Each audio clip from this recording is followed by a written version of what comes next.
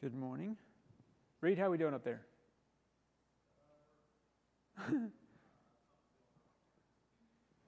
Something is not working. Big surprise. Bum, bum, bum. Well, while we're getting that going, this is going to be the last lesson in Luke for me. Be the last class I teach in here for quite some time. Enjoyed sharing with you. I'm at the end of Luke. I'm going to be out the next 2 weeks, and then I'll be into some other part of be summertime by then. So I'm going to go into other things, go do other things. I'm going to let somebody else stand up here every week. Aaron's like, please no. Sorry, Aaron. It's time for me. Now people are texting me saying, where's those feet? Luke 22 and 23. I'm going to go ahead and sort of get started, Reed. If you'll just give me a thumbs up if you get it going, then we'll figure out what's going on.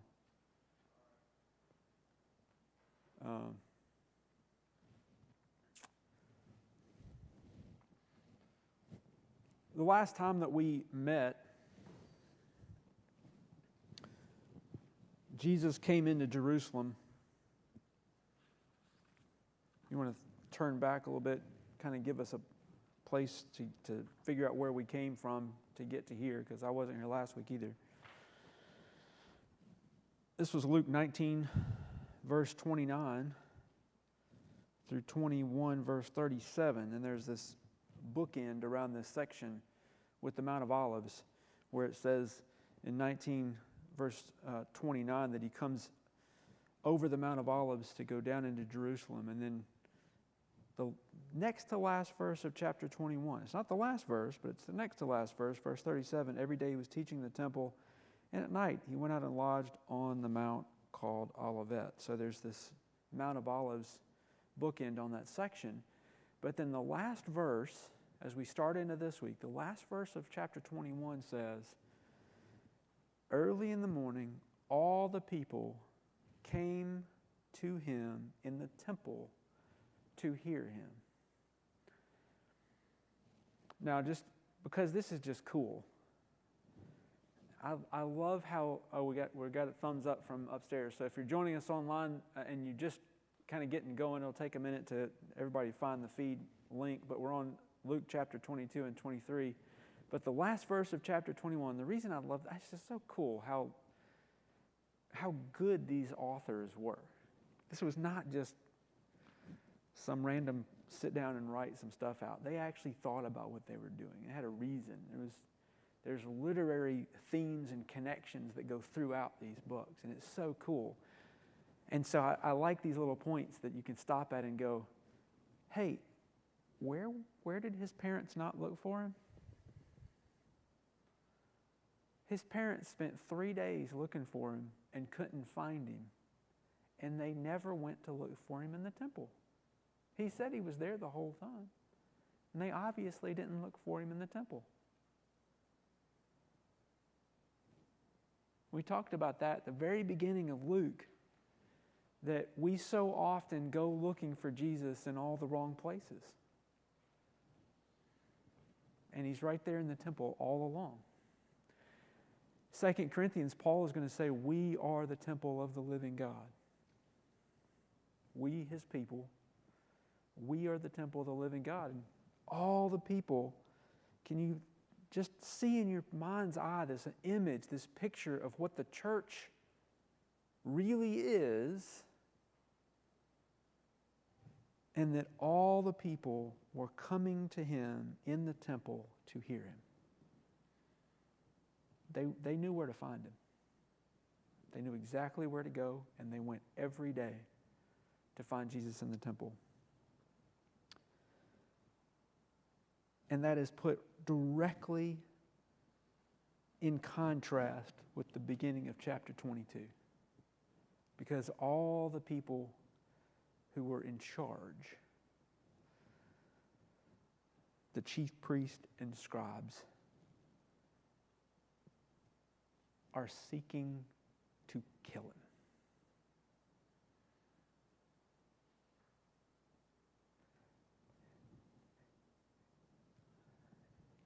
You have the choice to love each other,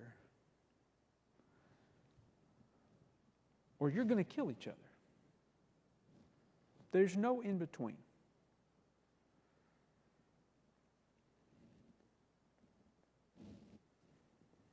There's no in between. Throughout this Gospel of Luke, we've looked at people looking for Jesus in the wrong places. We've looked at the story of the good news that He is coming and He is willing to do anything and everything for the purposes of redemption. He wants everybody to come to be a part of this because He knows the alternative is death. There's really no other option. Then we saw how Mary and Martha interact around this struggle to be justified, to know that they're on the right side, that Martha comes and says, Jesus, you need to tell Mary that she's doing the wrong thing. Martha wanted Jesus on her side. She wanted to be right. She wanted to have God tell her that she was doing the right things. She didn't want to condemn her sister.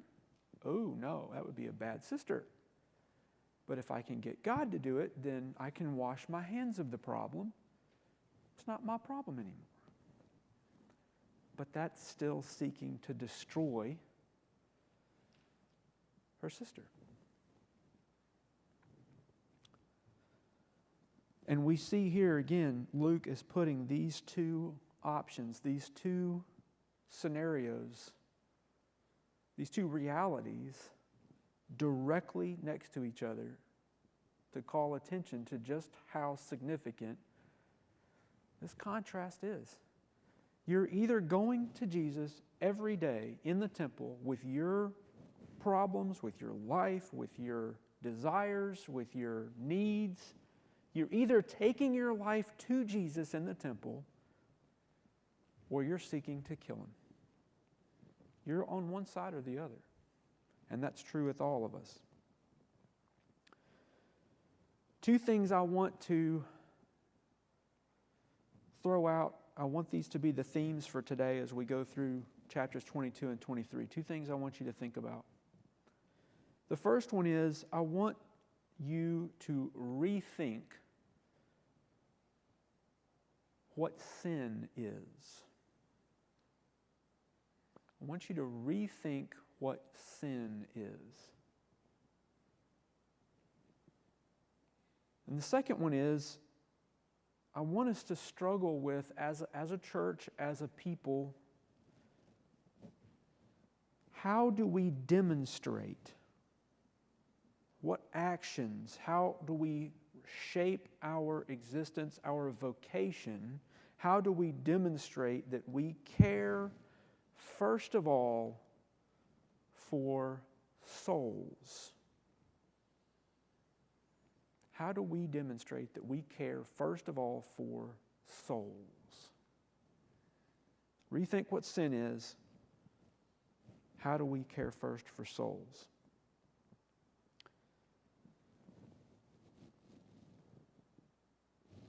Priests want to kill Jesus. They want to get rid of Him. Why?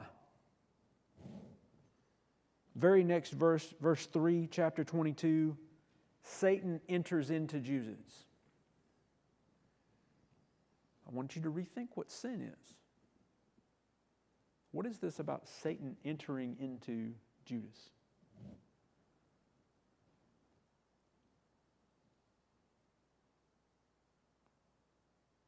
It says that Judas consented.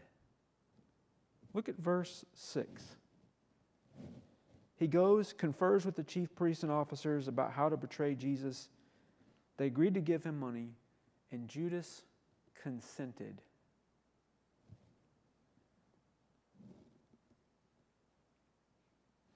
When we talked about Mary and Martha and that story, there was also another side point to that, because right after that there was this woman caught in adultery that comes. We also had the woman that washed Jesus' feet. And we had in both cases these people that were looking at Jesus condemning, and he wouldn't do it. And I made the point then that there is this game of deceit and desire that we want so much to be right, to be validated, to be valued, that we seek ways of having people glorify us. In John chapter 5, Jesus says, how can you receive glory from God if you do not seek it? How can you receive glory from God if you're seeking glory from each other? You'll never find glory from God if you're just looking for each other to glorify you. And I said at that point, when we were talking about those stories in Luke, that Jesus does not consent to the game. He does not get on anybody's side. He doesn't take a side. He doesn't get on the side of condemning Martha. He doesn't take Mary's side. He doesn't take Martha's side. He tells both of them that what they need to do is come to the temple and seek Him. He tells the same thing to the priest and the scribes. And He tells the same thing to the woman. Go and sin no more. Stop consenting to the game. Satan enters Judas. Let's say that in a different way and understand what's going on here. Satan is inviting Judas to participate in the game of deceit, of accusation, and Judas consents to participate in the game. Rethink what sin is. He goes, it's the day of unleavened bread. They're going to do the Passover. He sends Peter and John to be getting the Passover prepared. He has the Lord's Supper. A couple of things I want to point out here. Verse 7. The day came of unleavened bread on which the Passover lamb had to be sacrificed. Had to be. It's the day that the lamb has to be sacrificed. Challenge you though. Why? I do not think that it's consistent for us to have this view of God that He loves us so much that He would sacrifice Jesus. Yes, He would give His only Son, but there's a very distinct,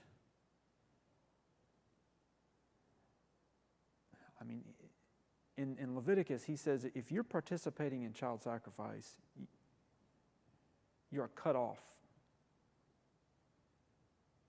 So for us to consider that God is somehow working out a process of child sacrifice, that is not consistent.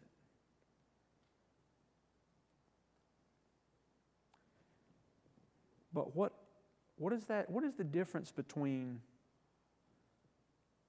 not consenting to the game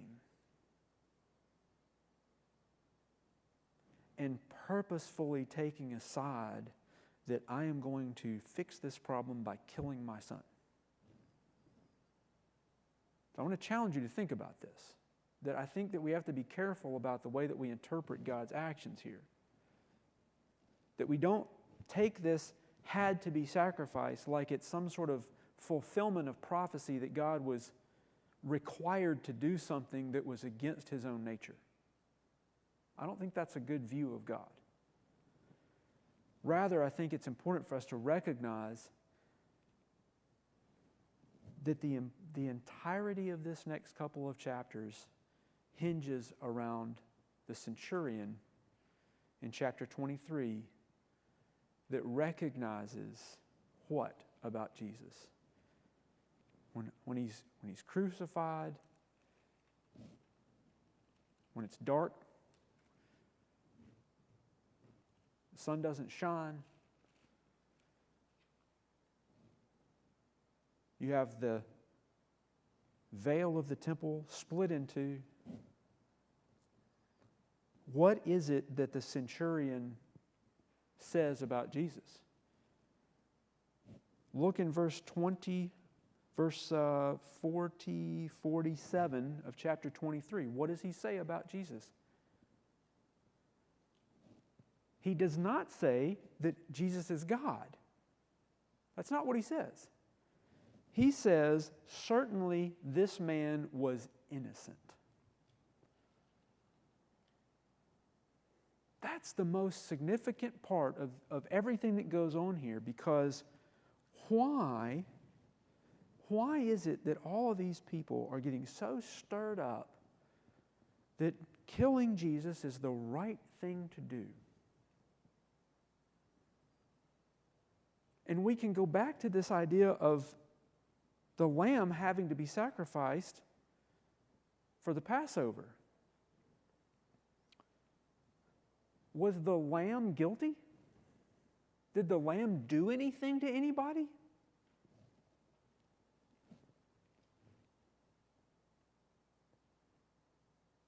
Did killing the lamb solve anything for anybody?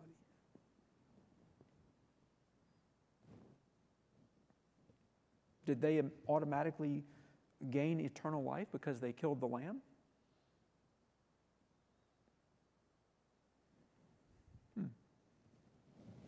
Had to be sacrificed. What was God teaching them in sacrifice in the Old Testament? Why was He having them do that? These are all questions we need to think through. Rethink what sin is. How are we caring for souls? What does Jesus say here as they're getting ready for the Passover? Look at these verses here between verse 7 in chapter 22. And this goes through, He has the Passover. He reclines at table with them.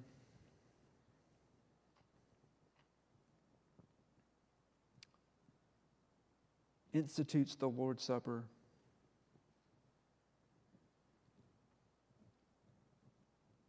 He says the one whose hand is on the table with me is going to betray me. He doesn't say who it is.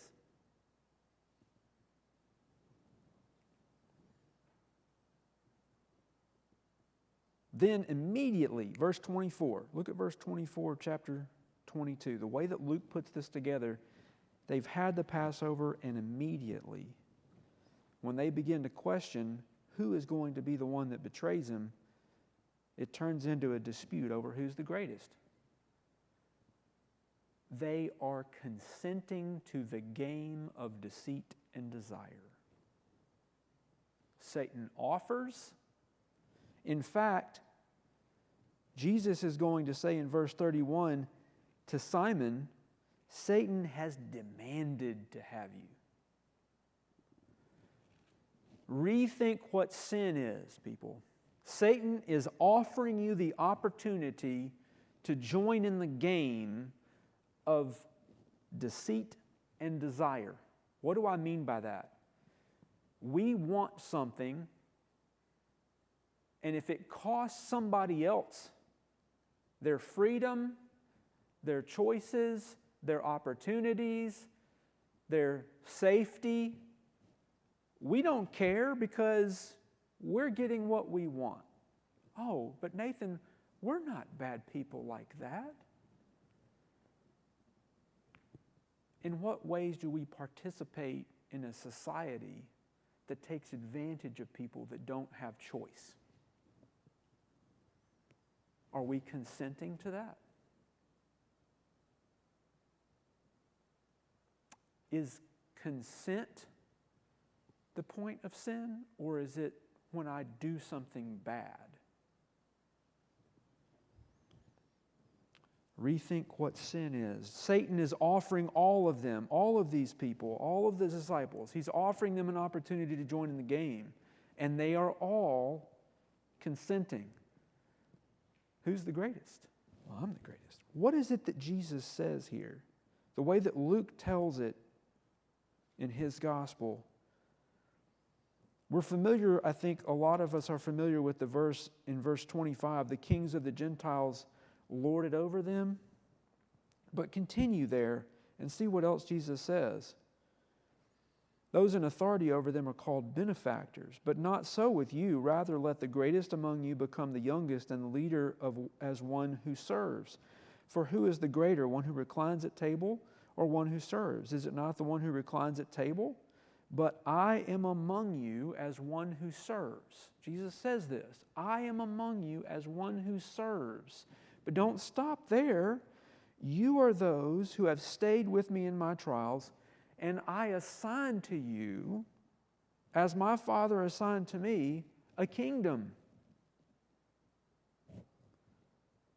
that you may eat and drink at my table in my kingdom and sit on thrones, judging the 12 tribes of Israel. Satan is offering them an opportunity to get in the game that leads to sin and death. It doesn't go anywhere. Satan has no real power. He is completely devoid of any possibility of offering you anything beyond this life. And Jesus is saying, I am handing you kingdoms. You're going to eat at my table. There is never going to be hunger, no sadness, no pain. Just like God has given me a kingdom, I'm going to offer it to you. Why are you consenting to get in the game? Satan has demanded to have you.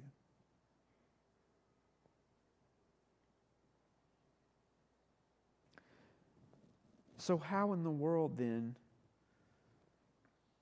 do the people come to believe that Jesus must be killed?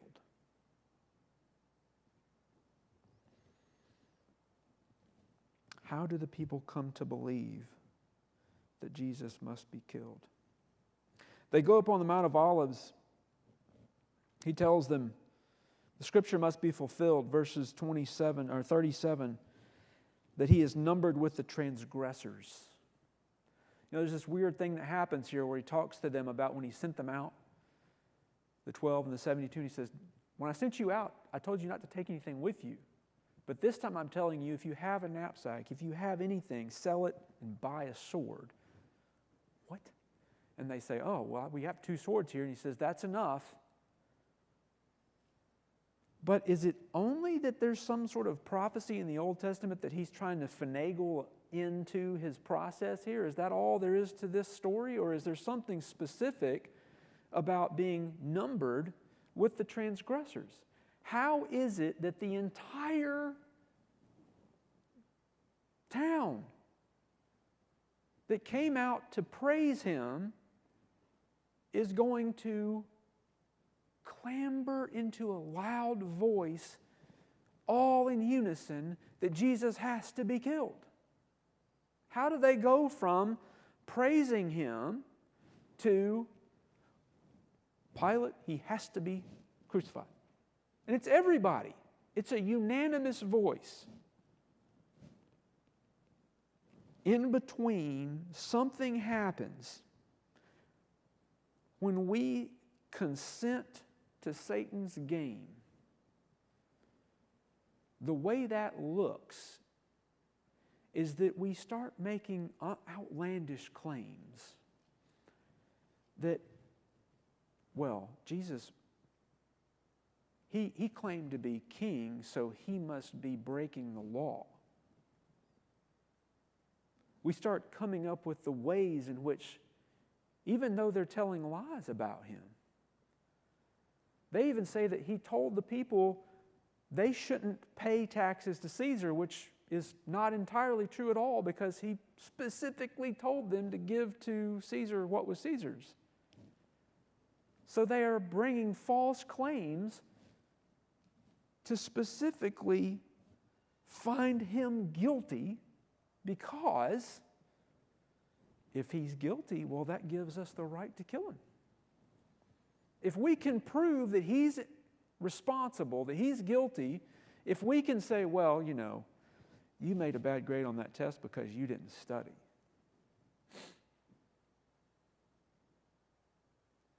I make that sort of really odd connection here because I want you to recognize that Satan offers us ways of consenting to the game in every minute moment of our lives. I cannot tell you the number of times as a professor that I sit around with other teachers talking about their class of 30 plus students, and the ones that are not doing well, it's not the teacher's fault. No, it's not the teacher's fault, And if we don't want to say it's the student's fault, then it's, well, they have life circumstances. What are we doing? We're consenting to the game. We're starting to give justification for why it's not my responsibility to care. How do I demonstrate that I'm first of all concerned with souls if I am constantly giving reasons and excuses for why I don't have to care? Well, Jesus obviously broke the rules. He said he was king and he's not. He said not to pay taxes, and we should obviously, obey the authorities. So he needs to be. We have reasons why we're right that he is a transgressor. That's why this verse is here that says he was numbered with the transgressors, because all the people agreed that he was guilty. That's how they go from praising him because they thought he was going to be what they wanted him to be, to Satan saying, I'm going to give you the opportunity because, see, I know that what you really want out of Jesus is what you want. I'm going to give you the opportunity to consent to the game. And over the course of 7 days, they go directly the other direction, number him with the transgressors, and they betray Jesus. Verse 47 of chapter 22 starts the betrayal of Jesus.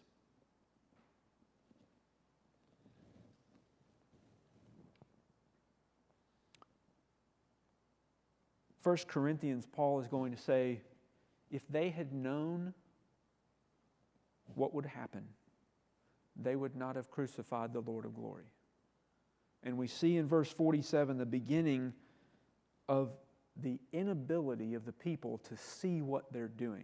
Satan, once you consent to the game, Satan puts the blinders on. You can't see anymore that the person that you think is guilty is completely innocent. That's why this centurion is so important at the end of chapter 23, because he recognizes that Jesus is innocent.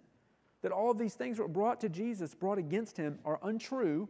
He's actually innocent, and killing him didn't do anything.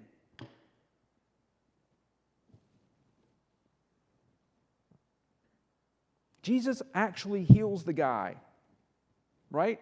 Verse 51. We know it's Peter, cuts off the ear of Malchus. Those names are not here in Luke's account. We know who those people are from other accounts. Jesus touches him and heals him.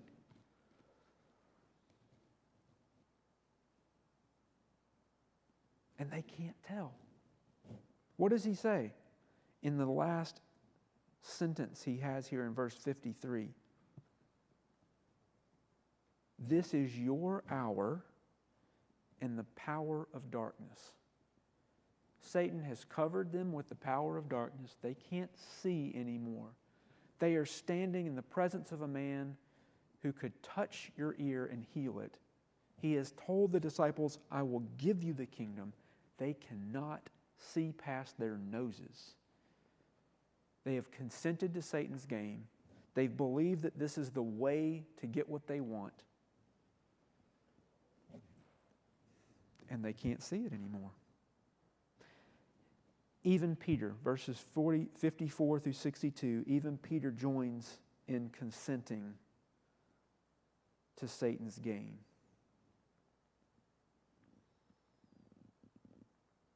Peter joins the crowd. Then Jesus is mocked. He is brought before the council and tried, and he is condemned, numbered with the transgressors.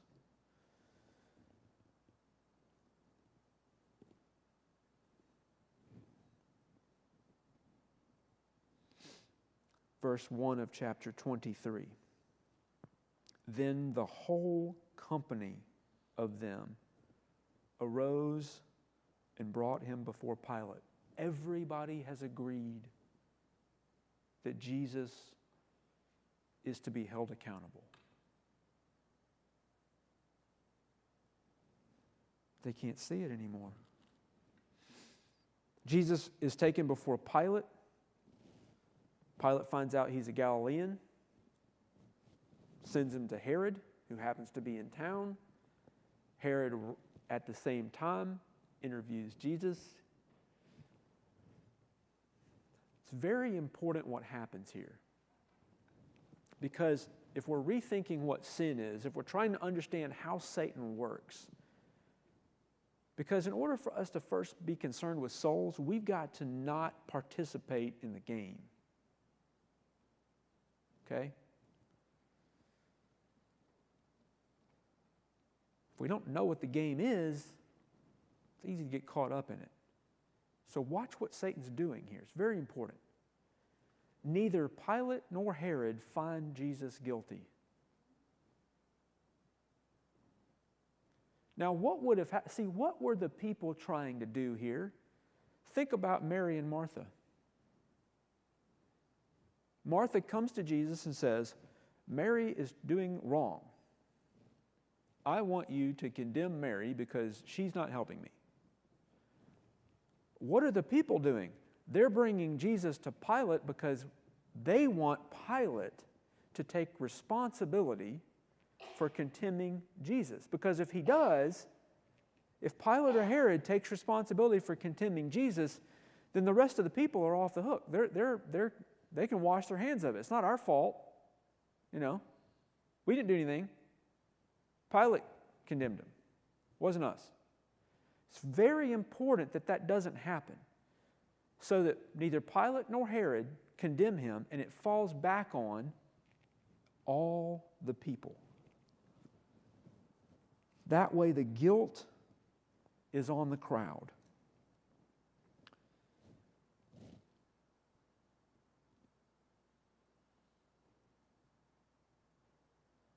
Verse 18 of chapter 23. But they all cried out together. All cried out together. All of them, the entire crowd is in on this. And now the guilt is on their head. Pilate still tries to dissuade them, and they keep shouting, "Crucify him, crucify him." Pilate asks them again. But in verse 23, the people, urgent, demanding with loud cries that he should be crucified, and their voices prevail. The guilt falls on the people. Verse 23 of chapter 23. So Pilate delivers Jesus over to their will, and Jesus is crucified. Verse 34 then becomes even more significant. I don't think, as I mentioned before, I don't think that this is, I think that we miss an opportunity to have a relationship with a loving God when we see God as someone who sacrifices Jesus for us. because we live in a life of pain and sorrow and hurt, disappointment, brokenness.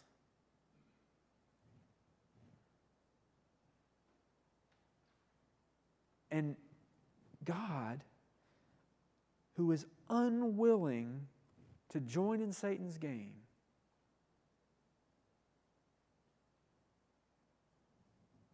walks through the condemnation of the crowd, carries his cross, is crucified,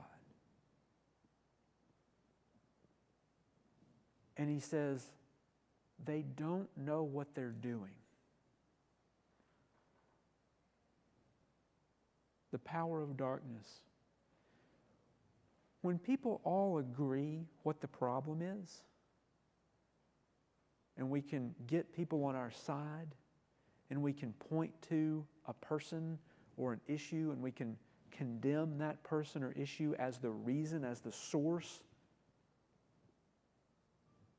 of the hurt, of the disappointment, of the brokenness, if we can say it's that person or that thing that caused the problem,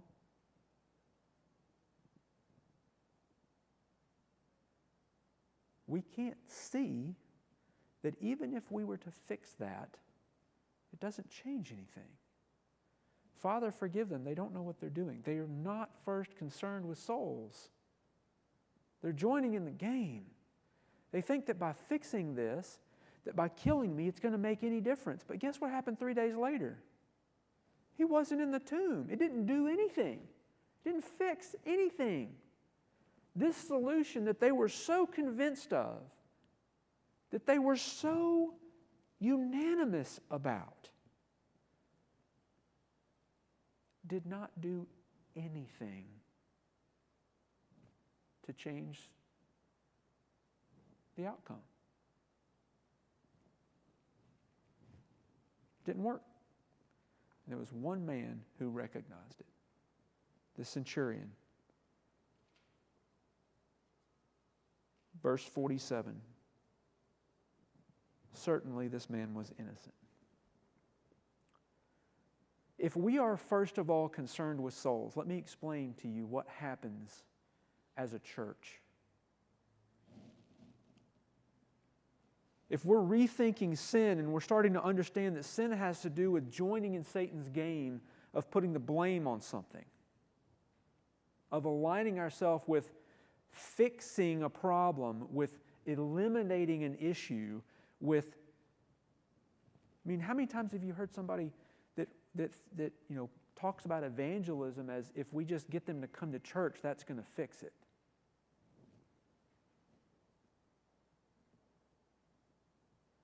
Did they go home to a different house? Did they automatically get cured of cancer because they came to church? But if we are first concerned with souls, we start recognizing that's not going to fix the problem.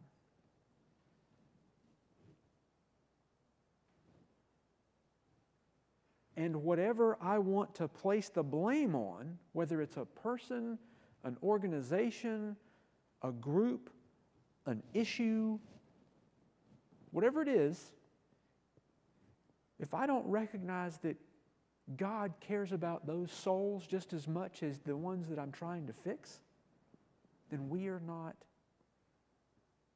in the kingdom. We are blinded completely, and we're in darkness. Let me give you an example before we close today. This is an anecdotal story, true story, but I want you to hear this story because I think it is very instructive. During segregation, that came to a close. We started to have integration of schools. There are lots of stories around here that we are all familiar with of situations where young minority trying to enter into a predominantly white school was a very traumatic experience. Very. So there was a story, and this is probably not unique to just one area, it probably happened a lot, where there was an elderly African-American preacher taking the hand of a young 6-year-old to walk this child into the school in the midst of a crowd of angry people that were throwing cans of food and rocks at them. 6-year-old child. And all of us feel the empathy towards this child. We automatically identify with that. Right? How many of us identify with the separation that is happening between the souls of those people that are angry, the hatred that's cutting them off from God?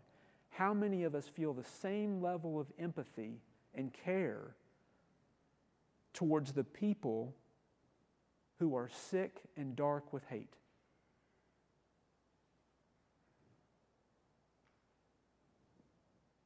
Because if we think we're going to fix the problem by getting the child into school or by separating those people from the problem or changing their minds, none of those things are going to, quote, fix the problem. Satan wants us to quit thinking about souls and think only about getting glory for what we need.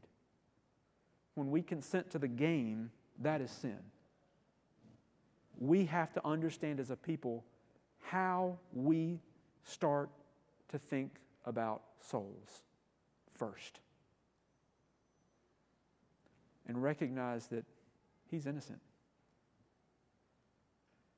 Killing him over again is not going to do anything.